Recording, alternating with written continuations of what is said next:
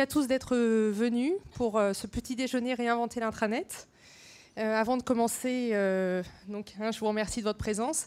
Et deux, je remercie mon équipe qui a beaucoup travaillé pour organiser cet événement. Alors, j'ai la chance d'être accompagnée de 5 panélistes pour nous présenter ce qu'ils pensent du futur de l'intranet et notamment de l'intégration des réseaux sociaux d'entreprise. Il y a tout d'abord Karl Ario Yammer, qui va nous présenter les tendances RSE. Ensuite, il y aura Laurent Delattre, directeur de la com interne de Capgemini, qui nous présentera la refonte de son dernier intranet groupe qui a été mise en ligne il y a quelques semaines tout juste. Ensuite, nous entendrons Sylvain Hulot, qui nous racontera l'expérience Plaza pour Orange.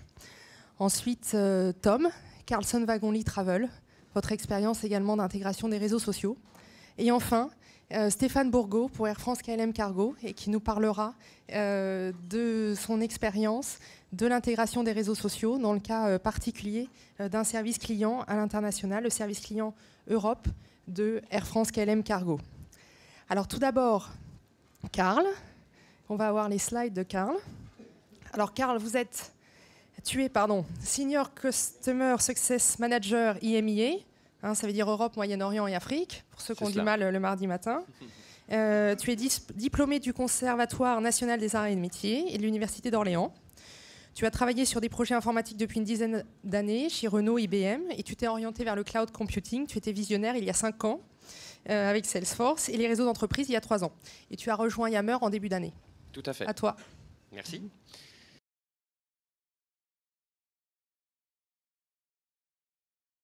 Bonjour à tous, merci d'être parmi nous ce matin. J'espère que les croissants et le jus d'orange est bon. Merci à Laetitia pour cette organisation que nous avons préparée ensemble avec WordAppeal.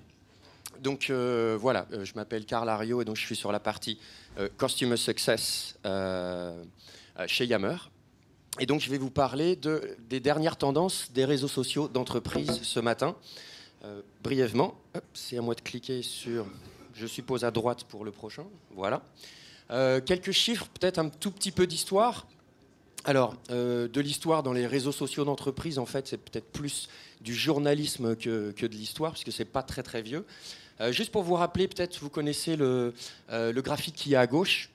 Donc en fait, depuis 2009, ça fait déjà 3 ans, nous postons plus d'informations que nous les échangeons par email. Et un petit peu plus récemment, sur les sites internet, on y va beaucoup moins que sur les réseaux sociaux. Vous avez vu, le croisement des courbes s'est fait en 2011. Vous avez quelques chiffres qui sont assez impressionnants et qui sont basés sur Twitter et Facebook en dessous. Il y a un chiffre important qui n'est pas sur ce slide, que j'ai tweeté d'ailleurs la nuit derrière en finissant ma présentation. C'est le nombre qui est sorti du Gartner ce mois-ci, je crois. C'est à propos du nombre d'appareils mobiles qui ont été vendus au premier trimestre 2012, qui est donc plus important que le nombre de PC vendus sur la totalité de l'année 2011. Pour vous donner un petit peu l'idée de l'utilisation des réseaux sociaux et notamment des réseaux sociaux d'entreprise. Ça, ce sera un impact, j'en parlerai un petit peu plus tard, notamment sur vos collaborateurs, vos employés ou vos collègues qui veulent venir avec leur propre matériel dans l'entreprise. C'est à moi de cliquer. Voilà, donc un état des lieux peut-être sur la situation actuelle. Pourquoi les réseaux sociaux, et notamment les réseaux sociaux d'entreprise, je pense qu'on est tous là pour ça aujourd'hui. Pourquoi on se dit il faut s'en occuper ou regarder de près comment ça fonctionne. Quelques chiffres, 62% des employés sont sur des sites différents, donc ils veulent communiquer encore plus efficacement. Et d'ailleurs, 71% d'entre eux, ça c'est quand même assez important, ne se sentent pas impliqués dans les projets de l'entreprise ou un peu moins de leur département, mais surtout de la stratégie d'entreprise. Donc il y a un gros besoin à ce niveau-là. Ceci est dû notamment à certaines barrières qu'il peut y avoir dans les organisations internes. Et donc ça en résulte au final à peu près 38% de temps perdu en recherche d'informations. Sur la partie droite, Vous verrez donc ça, ce sont des données qui sortent de la dernière étude des réseaux sociaux d'entreprise au niveau européen qui est sortie ce mois-ci. Il y a les références en bas du slide. Si vous voulez plus d'informations, il y aura beaucoup plus de chiffres sur cette étude. Et donc vous verrez qu'en tout cas en France, 21% des professionnels français pensent que les réseaux sociaux d'entreprise leur apporteront un gain de productivité. Et d'ailleurs, nous constatons que 68% des cadres en France utilisent déjà les réseaux sociaux au moins une fois par semaine. Alors le plus important sera peut-être au milieu. Ce sont des chiffres qui paraissent impressionnants quand on n'est pas habitué à utiliser les réseaux sociaux d'entreprise, mais que nous pouvons constater assez régulièrement quand c'est en place. Je pense que mes camarades ici présents pourront l'expliquer également. Donc là, j'ai pris les statistiques pessimistes de cette étude qui montrent que quand on cumule un petit peu tous les gains de temps par rapport aux envois et aux lectures d'emails, à la réduction des réunions en interne, au partage d'idées avec les collègues et autres, on peut arriver jusqu'à à peu près 2 jours de gains par semaine. Hein. C'est bien par semaine. En utilisant des réseaux sociaux d'entreprise quand ils sont bien intégrés à leur intranet, évidemment. Alors, le troisième slide que je voulais vous présenter, c'est par rapport à la technologie, les tendances un petit peu des réseaux sociaux d'entreprise et la technologie qui est derrière. La tendance est vraiment orientée vers le cloud.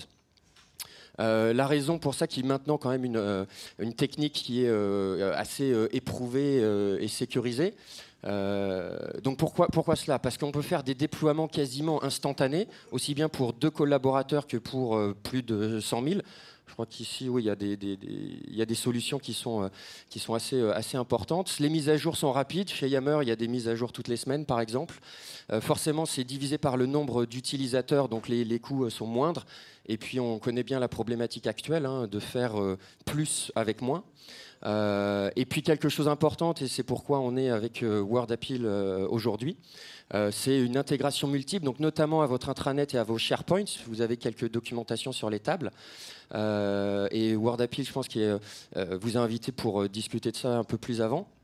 Et derrière, même un petit peu plus loin, sur vos ERP, sur vos outils CRM ou sur vos outils de ressources humaines également, avec des API, c'est le standard dans l'industrie, c'est assez simple de le connecter.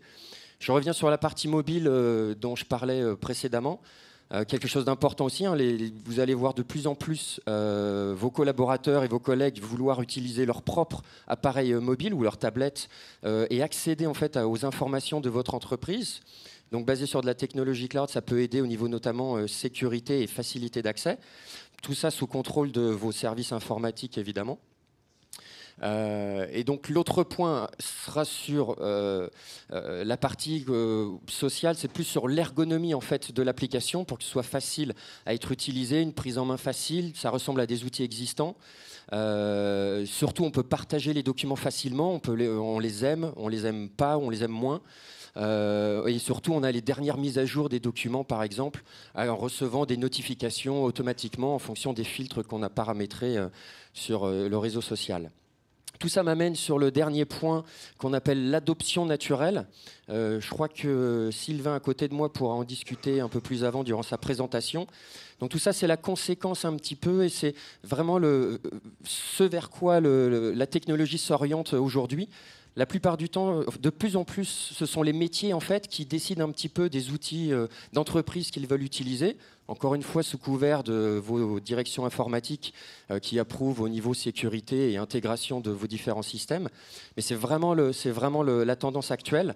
Et donc, pour avoir une adoption naturelle, il faut les bons outils, la bonne intégration dans les intranets et un bon management derrière au niveau projet, au niveau community management et autres. Je crois que Sylvain en connaît un rayon sur le sujet. Et le dernier point dont je voulais vous parler ce matin, sur les tendances. Pour ceux qui utilisent déjà les réseaux sociaux d'entreprise, on trouve ça tellement efficace qu'on a envie d'y inviter nos partenaires, nos clients, nos fournisseurs, et d'avoir la même relation privilégiée dans un environnement sécurisé. C'est un réseau social d'entreprise, seulement les employés de l'entreprise y ont accès. Donc ça, c'est un réseau social d'entreprise externe où on invite Tous nos autres collaborateurs, entre Yammer et WordAppeal, on a un réseau social d'entreprises externes entre nous, avec des groupes privés où la relation est gérée juste entre nos deux entreprises. Et comme ça évite d'envoyer des emails et puis de mettre les dernières mises à jour aussi bien pour les informations produits, les informations prix sur de la logistique par exemple. Pareil, avec la même efficacité que ce qu'on peut avoir en interne dans l'entreprise. Voilà Laetitia, les dernières tendances RSE. Merci Karl et merci de nous avoir aidés à organiser cet événement.